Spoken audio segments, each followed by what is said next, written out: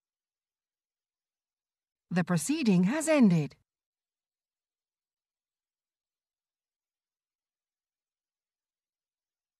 The proceeding has ended.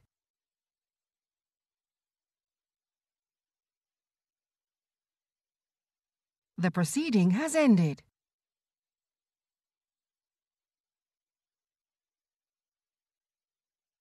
The proceeding has ended.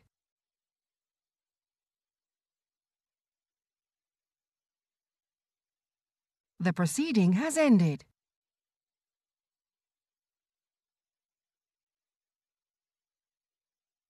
The proceeding has ended.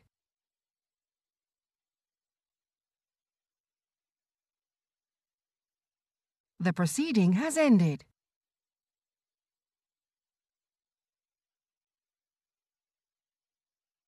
The proceeding has ended.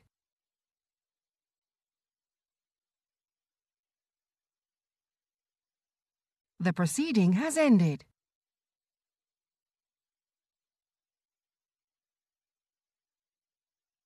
The proceeding has ended.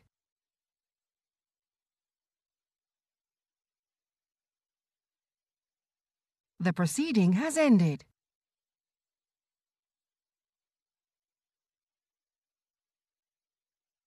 The proceeding has ended.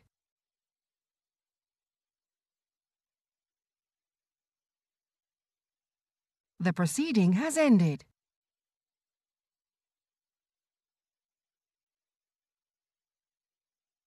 The proceeding has ended.